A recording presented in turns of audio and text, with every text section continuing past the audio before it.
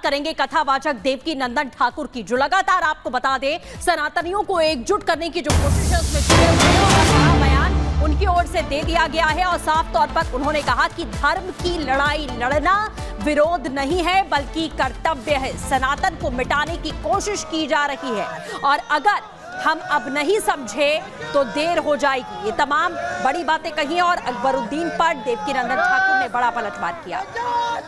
देवकी नंदन ठाकुर आज उन्नाव में ये सनातन यात्रा कर रहे हैं क्योंकि आज से 13 तारीख तक कथा शुरू होनी है, उससे पहले सनातन यात्रा निकाली जा रही है। इस वक्त हमारे साथ बात करने के लिए मौजूद है सर। सनातन यात्रा आप निकाल रहे हैं उन्नाव में, क्या कुछ संदेश देने की कोशिश? सनातन यात्रा के माध्यम से सभी सनातनियों को जगाने का प्रयास है और यहाँ अब 7 दिन राम कथा होगी। राम कथा के माध्यम से भी देश में सनातनियों को जगाने का प्रयास किया जाएगा।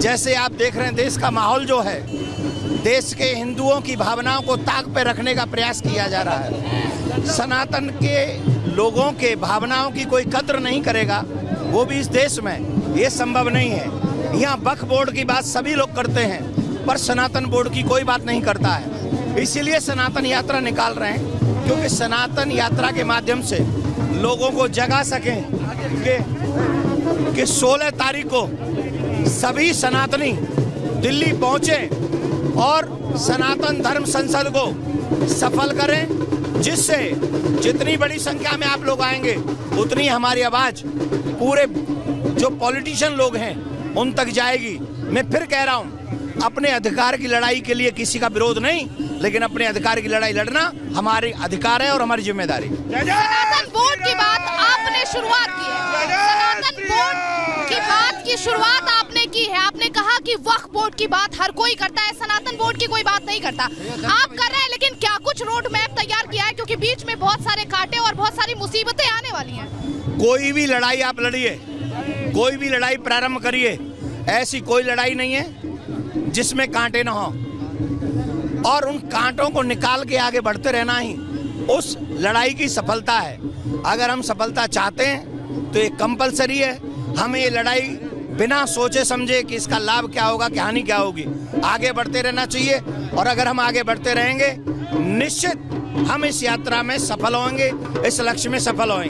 सनातन को लगातार मुख्यमंत्री योगी जी लगातार संदेश देने की कोशिश कर रहे हैं, लेकिन आप भी कह रहे हैं कि सनातनियों को जगाने की कोशिश है। क्या लग रहा है, सनातनी अभी भी सोए हुए हैं?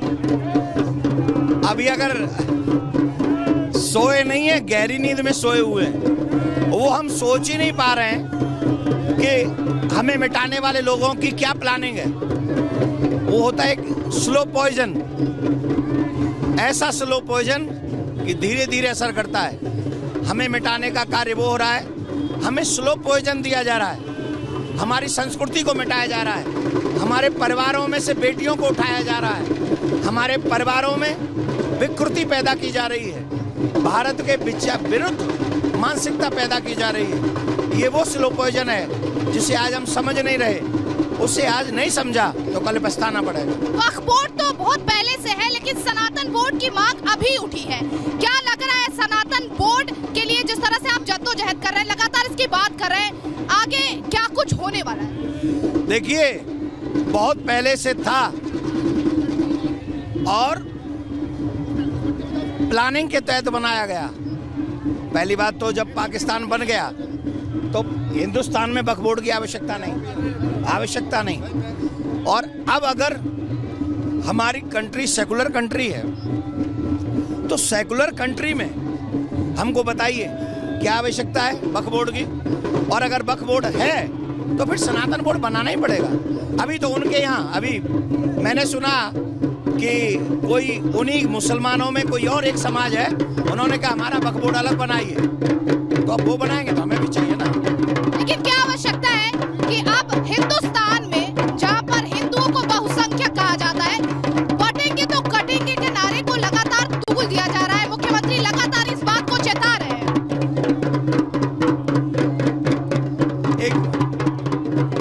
हमारे यहाँ अंग्रेजी में लोगों को पढ़ाया जाता है यूनाइट बी स्टैंड और डिवाइडेड बी फॉल। ये उसी का हिंदी वर्जन है तो जो अंग्रेजी में पढ़ाया जाता है तब बुरा नहीं लगता, तो हिंदी में सुनने में क्यों बुरा लग रहा है? हम तो कह रहे जब अंग्रेजी पढ़ा रहे हो तो हिंदी भी पढ़ा लो।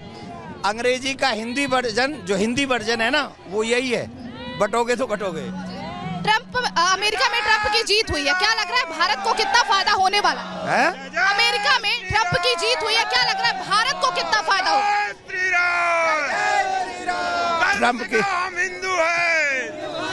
ट्रंप की जीत एक तरीके से भारत में मोदी की जीत है, और ट्रंप के जीतने के साथ इसका एक कंफर्म है, अब हमारा देश बहुत आगे बढ़ेगा, और हम ट्रंप को बहुत बहुत शुभकामना देते हैं, वो ऐसे ही आगे बढ़े। एक और निवेदन कर दें, ट्रंप सबसे पहला काम ये करें, कनाडा में हिंदू सुरक्षित हो सके, इसके लिए ट्रूडो से बात करें। अकबरुद्दीन ओवैसी ने एक बार फिर से 15 मिनट वाला बयान दिया है।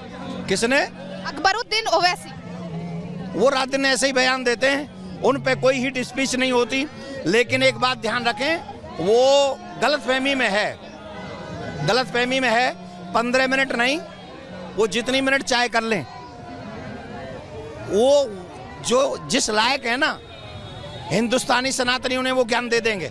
हमें मत डराओ, हमें मत डराओ, अगर हमें डराने की कोशिश करोगे ना, बोलने लायक नहीं बचोगे, इसलिए हमें मत डराओ, संविधान का पालन करो, यही कहेंगे हम उससे। अखिलेश यादव कह रहे हैं कि ये बटेंगे तो कटेंगे का नारा इसलिए दिया जा रहा है क्योंकि योगी सरकार को पता है चुनाव है और हार रहे हैं। ये पॉलिटिशियन है और पॉलिटिक्स का बयान है, इसमें हम कुछ नहीं कहेंगे। और काजल बात कर रही थी देवकी नंदन ठाकुर से, जो 7 दिनों की यात्रा रामकथा के जरिए सनातनियों को में एक तरह से अलग जगाने की कोशिश कर रहे हैं, एकजुट करने की बात कर रहे हैं। काजल, आपने तमाम मुद्दों पर बातचीत की और सीधे सीधे देवकी नंदन ठाकुर का यही कहना है, जैसा सीएम योगी भी कह रहे हैं कि बटेंगे तो कटेंगे, साथ में रहना होगा हिंदुओं को। जी बिल्कुल, आपको बता दें कि देवकी नंदन ठाकुर जो है आज यहाँ पर यानी कि उन्नाव में उनकी कथा की शुरुआत होने वाली है और आज से 7 दिनों तक यानी 13 तारीख तक ये कथा चलने वाली है। लेकिन उससे पहले उन्होंने बहुत बड़ा संदेश दिया है कि बटेंगे और कटेंगे का जो नारा है, जो मुख्यमंत्री योगी आदित्यनाथ लगातार कह रहे हैं, इस पे गौर करने की जरूरत है हिंदुओं को, क्योंकि अगर हम एक रहेंगे तो अनेक रहेंगे, इस तरह की बातें वो लगातार ये कह रहे हैं। और लगातार वो कह रहे हैं कि हिंदुओं को कहीं ना कहीं स्लो पॉइजन दिया जा रहा है। आपने सुना होगा किस तरीके से उन्होंने चेताया हिंदुओं को और ये बताया है कि अगर हम एक नहीं रहेंगे तो आगे चलकर बहुत सारी दिक्कतें आने वाली हैं।